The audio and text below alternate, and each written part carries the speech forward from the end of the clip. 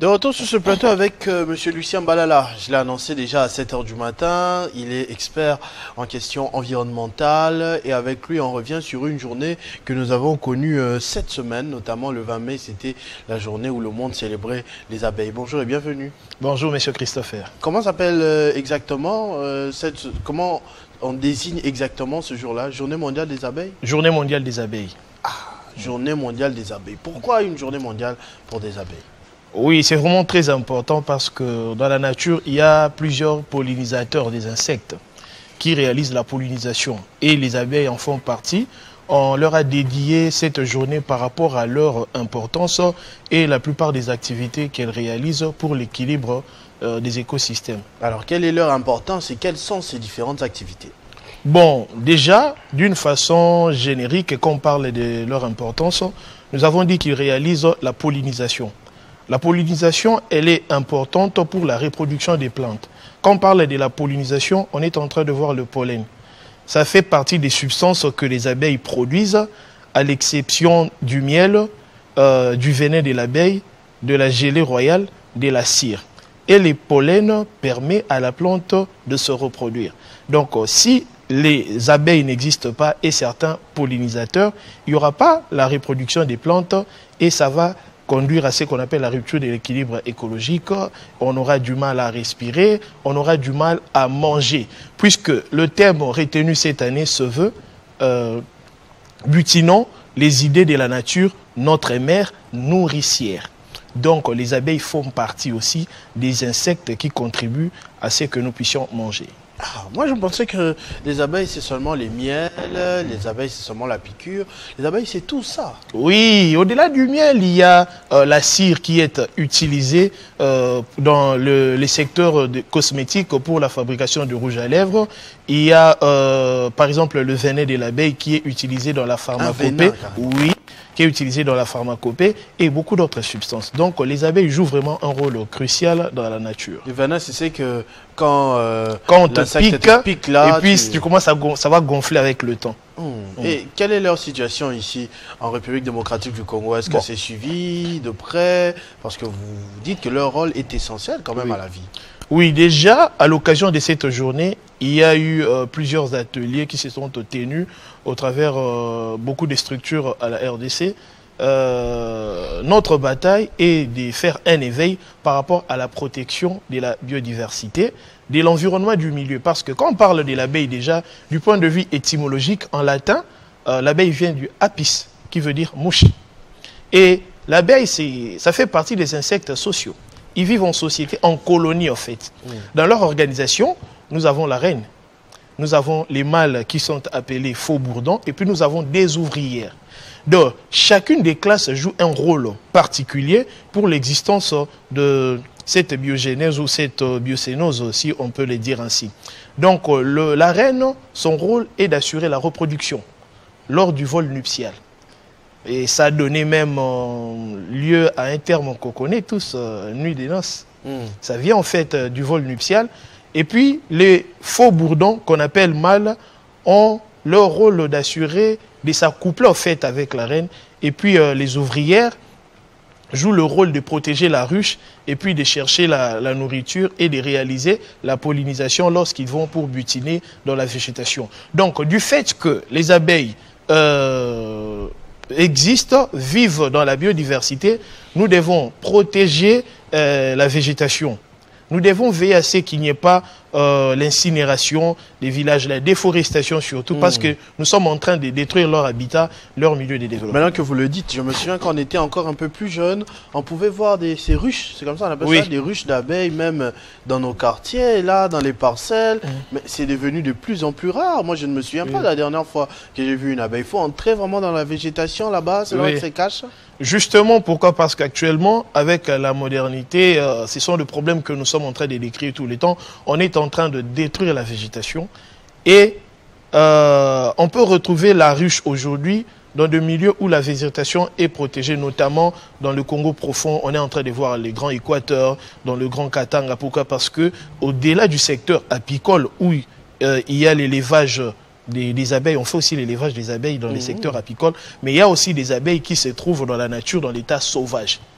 C'est les cas que vous venez d'exposer par rapport aux ruches qu'on trouvait dans le mur. Je vois qu'il y en a même plusieurs sortes. Merci beaucoup à Guilain Le King pour ce travail. Donc ça, c'est la guêpe, c'est différent, non? C'est la même chose? Non, c'est pas la même chose. On a parlé de plusieurs, comment dirais-je, de plusieurs catégories, de plusieurs espèces, et puis de plusieurs variétés. Parce qu'au travers le monde, nous avons au moins plus de 20 000 espèces. Okay. 20 000 espèces d'abeilles disséminées à travers le monde. Leur répartition se fait en tenant compte des facteurs biogéochimiques, climatiques aussi. Oui, les conditions du milieu, les facteurs climatiques aussi, de la végétation.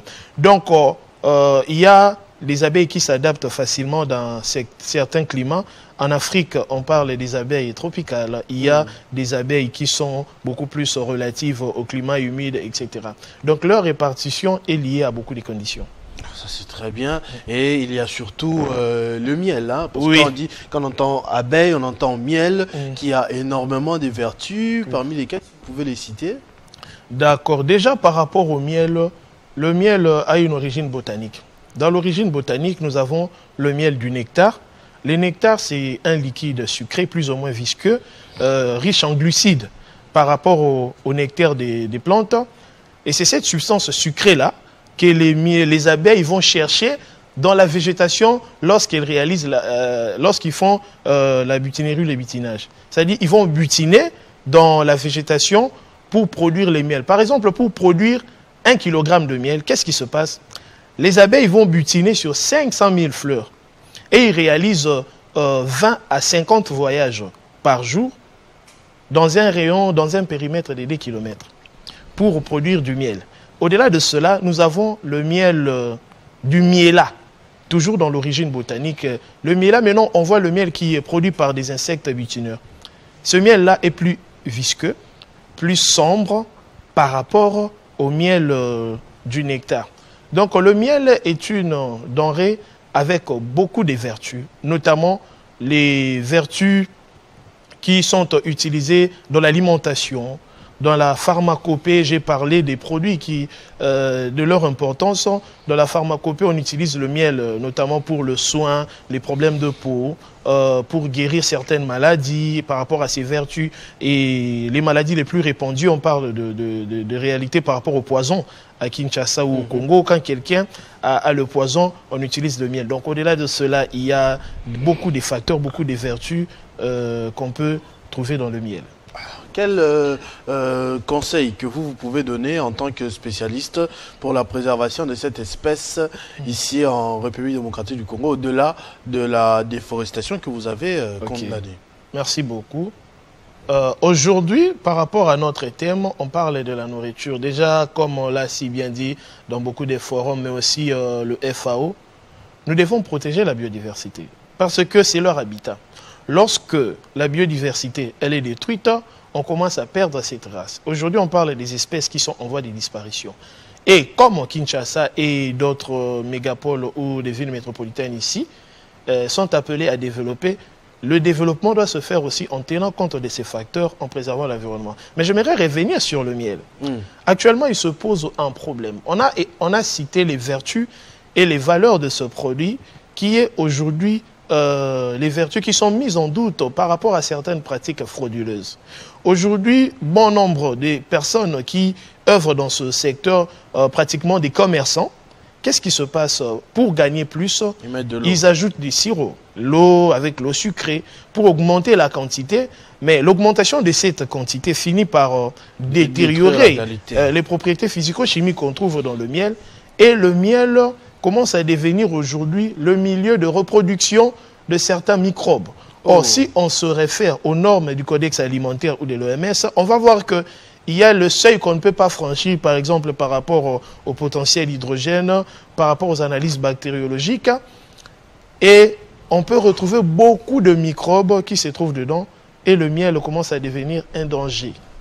Et c'est aussi un message que nous sommes en train de lancer au ministère de l'Agriculture, à l'Office congolais de contrôle, etc., toutes les firmes de l'État qui œuvrent dans ce sens-là, vraiment d'augmenter le contrôle parce qu'il y a le facteur lié à la santé publique de la population qui est mis à danger. Ça, c'est très bien d'attirer l'attention parce qu'au lieu de guérir, il peut facilement se transformer en quelque chose qui peut nuire quand c'est mal utilisé. Il y a des... On a miel pur.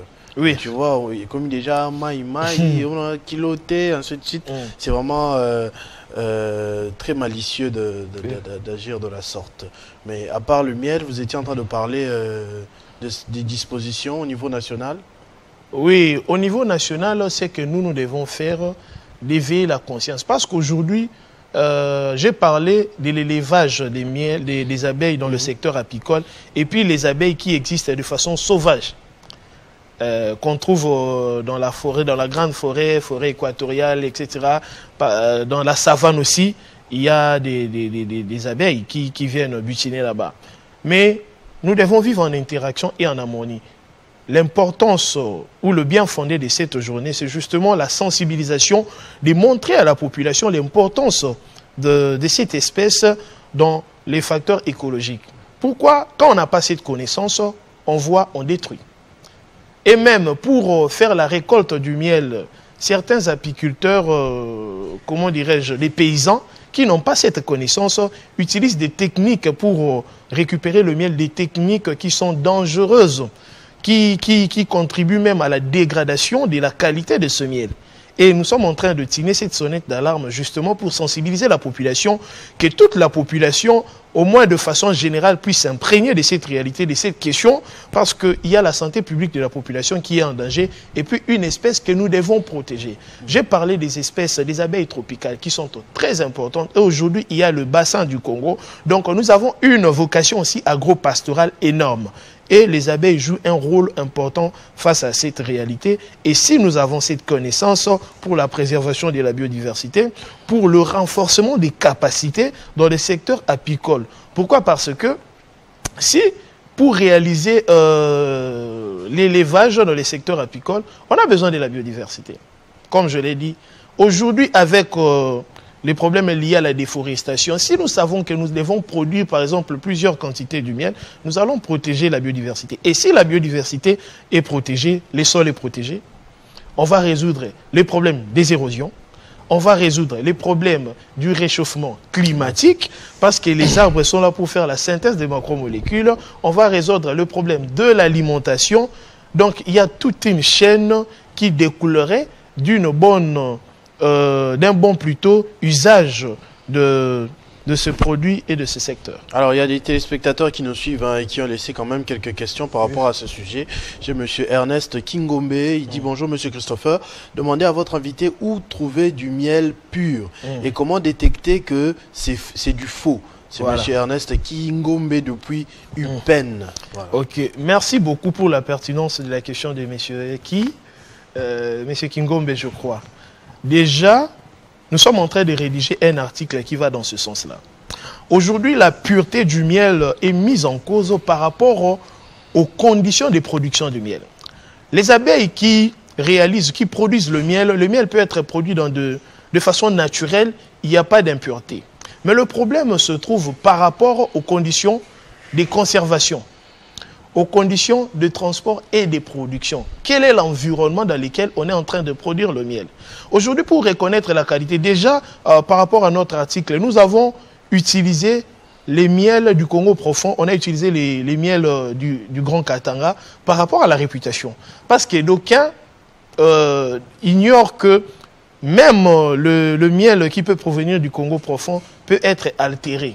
Parce que ce sont des miels dans la mémoire collective qui gardent encore cette pureté. Vous allez entendre ça et là. Oh non, on a pris les miels viennent de l'Équateur, c'est que c'est un miel pur. Non, on ne peut pas déterminer la pureté du miel d'emblée comme ça. On doit procéder par des analyses au laboratoire. C'est ce qu'on a fait pour reproduire notre article. On a réalisé des analyses bactériologiques, on a fait aussi des analyses physico-chimiques qui répondent aux normes du codex alimentaire. Et c'est sur base de cela qu'on peut arriver à détecter ou à dire avec affirmation que le miel ici est pur. Donc on ne peut pas dire d'emblée comme ça qu'un miel est pur, mais cela doit être passé au laboratoire en suivant certaines analyses physico-chimiques. Je ne sais pas si ma mémoire est bonne. Je vois parfois d'autres appellent ça allumettes à Tchango Likolo pour tester ce qui est au bon moment. Justement, tout cela, ça fait partie de façon empirique des analyses physico-chimiques parce qu'il y a des paramètres physiques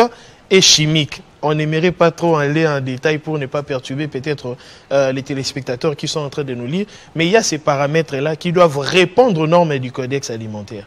Par exemple, pour boire de l'eau, il y a des normes pour déterminer la potabilité de l'eau. Donc il y a aussi des normes pour déterminer la pureté du miel. Mais ces normes-là sont régies par rapport au codex alimentaire. Merci beaucoup, monsieur Lucien Mbalala, expert en questions environnementales, d'avoir répondu à notre invitation et à ces questions. Je rappelle que c'était le 20 mai que nous avons célébré la journée mondiale des abeilles, ces espèces discrètes que l'on n'a pas l'habitude de croiser dans les coins de rue comme les mouches, parce que les mouches, il y en a partout à Kinshasa. Les mouches, les moustiques, mais les abeilles contribuent à la vie, comme vous l'avez dit vous-même au quotidien par leur travail et nombreuses tâches. Merci beaucoup d'avoir répondu à notre invitation. On va prendre la minute de l'information avec Damaris KMB qui est arrivé de l'autre côté. Puis nous reviendrons pour clôturer ce 50 bonjours avec du sport. Damaris.